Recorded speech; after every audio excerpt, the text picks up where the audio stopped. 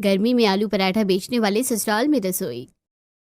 मिट्टी से बने घर में रोज़ की तरह आज भी शोभा सुबह सुबह उठकर नहाती है और मिट्टी की रसोई में जाती है। और सबसे पहले वो एक बाल्टी से पानी लेकर रसोई के चारों तरफ छिड़कती है और छिड़कते हुए अपने आप से कहती है, हे भगवान, इतनी गर्मी है। रसोई में पानी छिड़कने के बाद रसोई ठंडी हो जाती है और आलू के पराठे बनाने में भी ज्यादा दिक्कत नहीं होती है।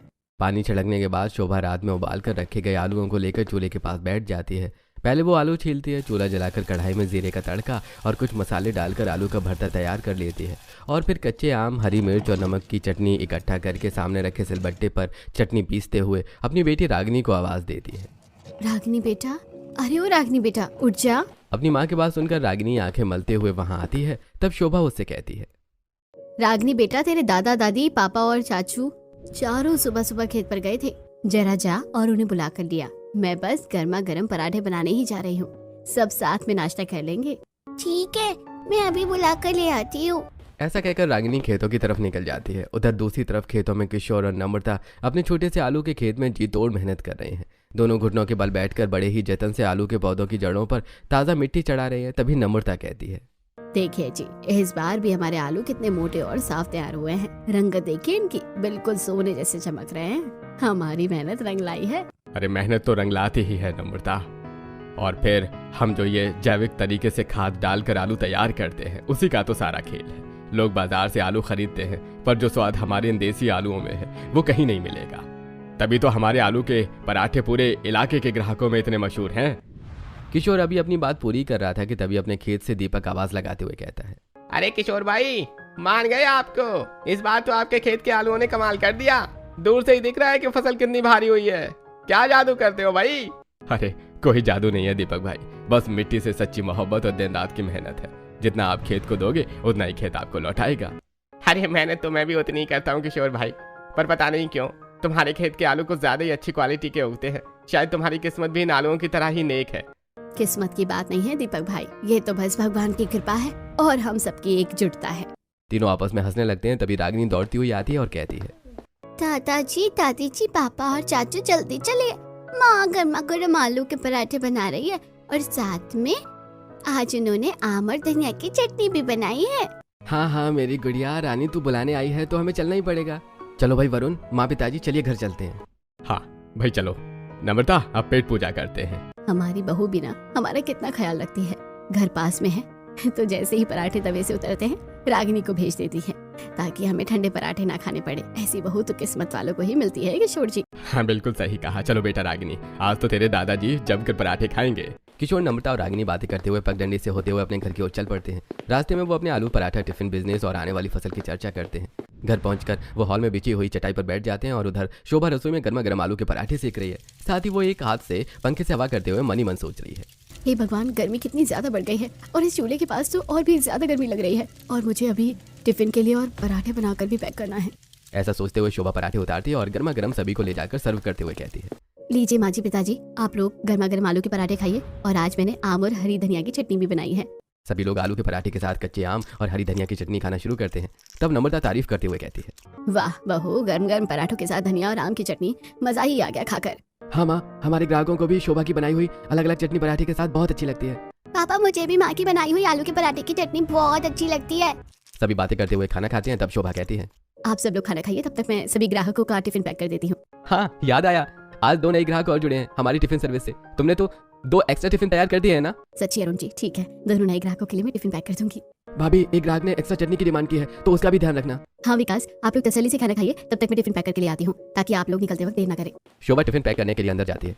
वो हर टिफिन में 2-2 पराठे और छोटी डिब्बिया में चटनी बड़ी सलीके से रखती है। फिर उन सारे टिफिन के डिब्बों को बड़े बड़े झोलों में भर देती है और फिर झोले लाकर हॉल में रख देती है और कहती है, लीजिए, मैंने सारे डिब्बे पैक कर दिए हैं। आप दोनों भाई जल्दी निकल जाइए वरना गर्मी और बढ़ जाएगी। अब अरुण और विकास खाना खाकर उठते हैं, अपने अपने झोले उठाते हैं। बाहर आकर अरुण अपनी बाइक पर झोले टांग लेता है और विकास अपनी साइकिल पर झोले टांग लेता है। फिर अरुण विकास को देखकर कहता है, विकास, जल्दी हम तेरे लिए भी बाइक खरीद लेंगे, फिर तू भी बाइक से जाना। हाँ भैया खरीद लेंगे, वैसे भी गर्मी में साइकिल चलाने में बहुत दिक्कत होती है, इसलिए तो मैं बस आसपास टिफिन देकर आ जाता हूँ और दूर के काम आप निपटा लेते हैं। अब दोनों टिफिन देने के लिए निकल जाते हैं। थोड़ी देर बाद पसीने से लथपथ अपनी साइकिल लेकर विकास गांव के एक छोटे से हॉस्टल पहुंचता है। वो साइकिल बाहर खड़ी करता है और झोले से कुछ डिब्बे निकालता है और अंदर जाकर हॉस्टल की लड़कियों को देता है। तभी पिंकी कहती है, अरे भैया, आ गए पराठे लेकर। आपके पराठे सच में बहुत ही स्वादिष्ट होते हैं और जो आप हर दिन अलग अलग तरह की चटनी लाते हैं पराठों के साथ, उसकी वजह से पराठों का स्वाद दुगना हो जाता है। आप सबका बहुत बहुत शुक्रिया बहन जी।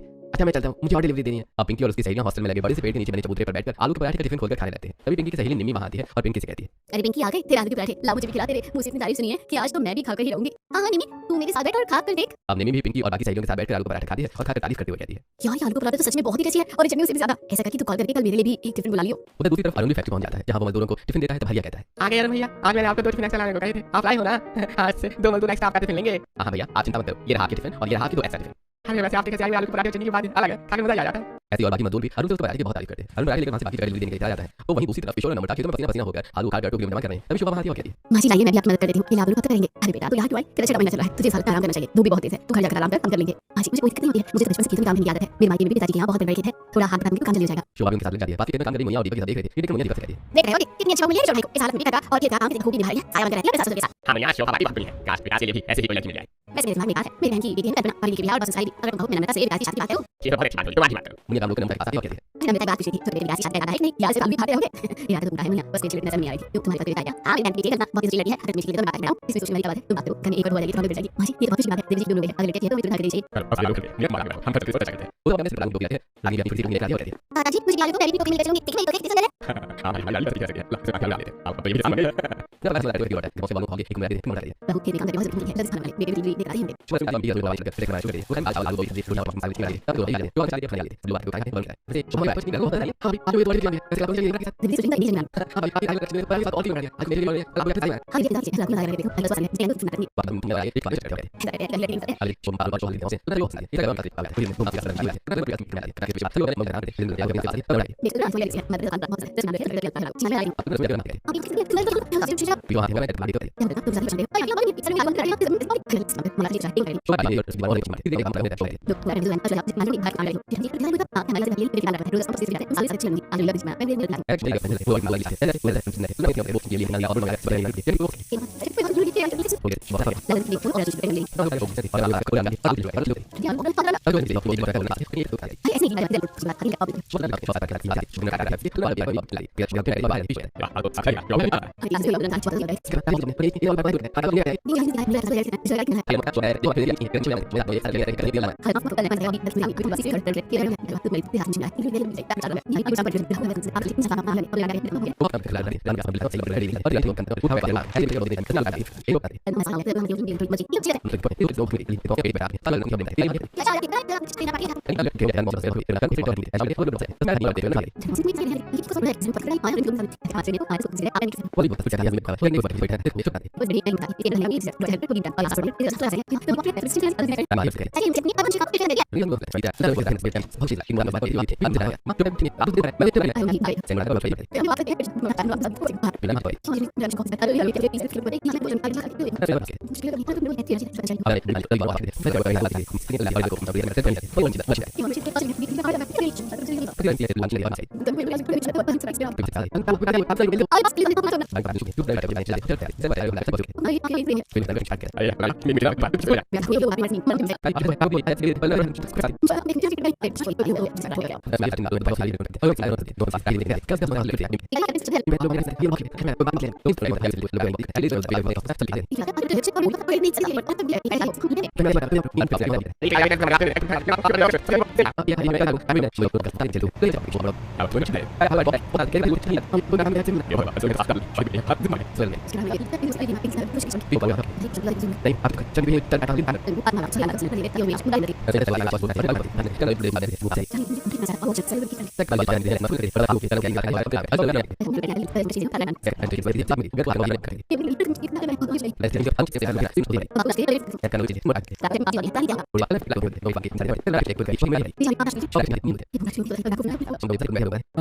है। वो है ये लिए ना और लगा है। ये वो